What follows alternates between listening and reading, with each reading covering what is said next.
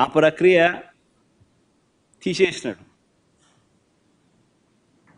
తీసేసి mobilisation advance ఇస్తూ వర్కులు అలాట్ చేయడం, 10% మొబిలైజేషన్ అడ్వాన్స్ చేయడం, 8% ఈయన తీసుకోవడం, 2% కాంట్రాక్టర్కి ఇవ్వడం. ఇది జరుగుతా ఉంది.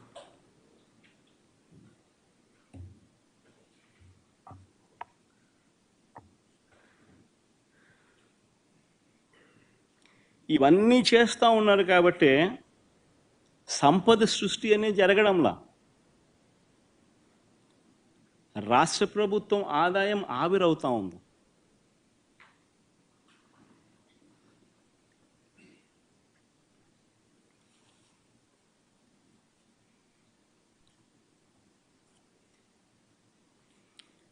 ఇన్ని చేస్తూ ఉన్నప్పుడు ఇదే పెద్ద మనిషి చంద్రబాబు నాయుడు గారిని ఎవరైనా క్వశ్చన్ చేస్తారేమో అని, క్వశ్చన్ చేస్తే తీవ్ర పరిణామాలు వాళ్ళకు ఉంటాయి అని రెడ్ బుక్ రాజ్యాంగం నడిపిస్తూ ఉన్నారు. ఎవరైనా అడిగితే చాలు వాళ్ళను హరాస్ చేసే కార్యక్రమాలు జరుగుతూ ఉన్నాయి ఎవరైనా ప్రశ్నిస్తే.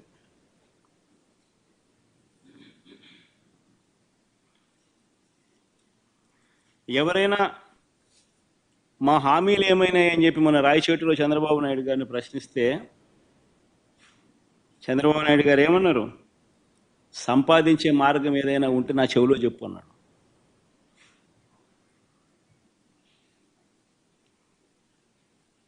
అంటే ఎంత వెటకారం అయిపోయిందనంటే, నువ్వు రాజకీయ నాయకుడివి, నువ్వు మాటిచ్చావు,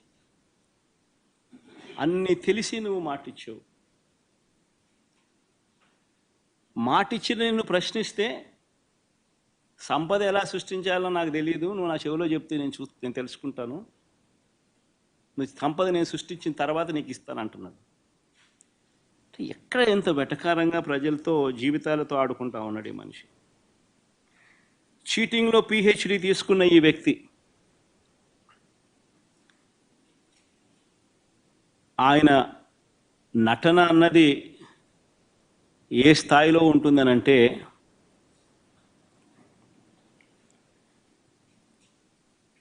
తానిచ్చిన హామీలను తానే ఎగరగొడతాడు. ఎగరగొట్టి చాలా బాధగా ఉంది అంటాడు, ఆవేదనగా ఉందంటాడు, రాష్ట్రం క్లిష్ట పరిస్థితుల్లో ఉందంటాడు, భయం వేస్తుంది అని కూడా అంటాడు, రాష్ట్రం ధ్వంసం అయిపోయింది అని కూడా అంటాడు. ఇవన్నీ కాక అనేటప్పుడు ఆ చేతులు ఊపడము, మాట్లాడడము, దాన వీర శూర కర్ణ, ఎన్టీ రామారావు గారి సినిమా మీరు చూశారో లేదో కానీ ఆయనకు కాదు ఏదైనా అవార్డు ఏదైనా ఉంటే నటనలో అవార్డు ఇవ్వాల్సింది, చంద్రబాబు నాయుడు గారికి అవార్డు ఇస్తే ఇంకా బాగా పర్ఫెక్ట్గా సరిపోతుంది.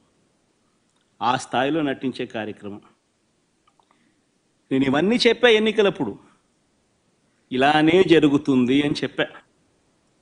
చంద్రబాబు నాయుడు గారిని నమ్మడం అంటే చంద్రముఖిని నిద్ర లేపడమే అని చెప్పా. చంద్రబాబు నాయుడిని నమ్మడం అంటే పులి నోట్లో తల పెట్టడమే అయ్యా అని మొత్తుకున్నా. చెప్పా నేను ఇవన్నీ. నేను చెప్పినప్పటికీ కూడా పొరపాటున ప్రజలు పొరపాటు పడ్డారు.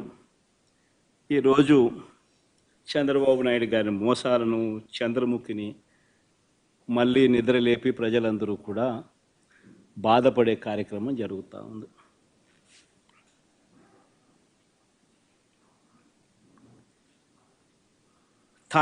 చంద్రబాబు నాయుడు గారు ప్రజలను వంచే కార్యక్రమం ఏదైతే ఉందో, మోసం చేసే కార్యక్రమం ఏదైతే ఉందో, అది స్లోగా ఒక పద్ధతి ప్రకారం స్లోగా పాయిజన్ ఎక్కిస్తుంటాడు. తన అబద్ధాల ఫ్యాక్టరీలో నుంచి అబద్ధాలను బయటికి తీస్తాడు.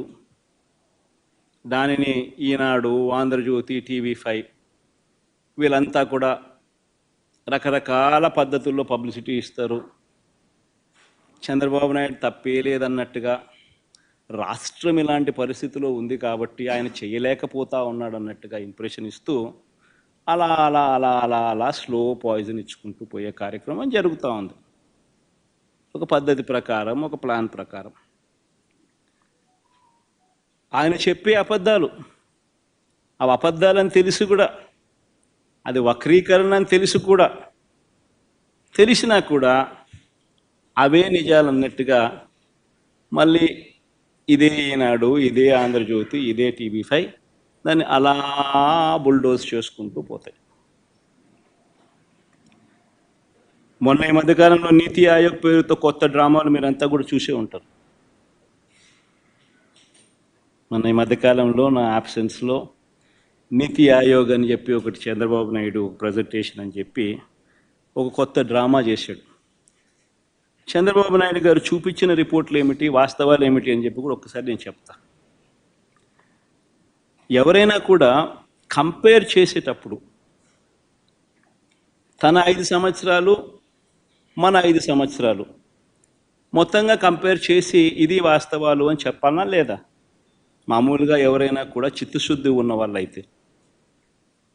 కానీ ఈ మనిషి ఏం చేశాడు? ఈ చెద్దమని చంద్రబాబు నాయుడు గారు ఆయన పాలనలో బెస్ట్ ఇయర్ తీసుకున్నాడు. ఒకటే ఒక సంవత్సరం, 2018-19. మన పాలనలో వర్స్ట్ ఇయర్ తీసుకున్నాడు, ఒకే ఒక సంవత్సరం, 2022-23 సంవత్సరం. తీసుకొని పోలిక చూపిస్తూ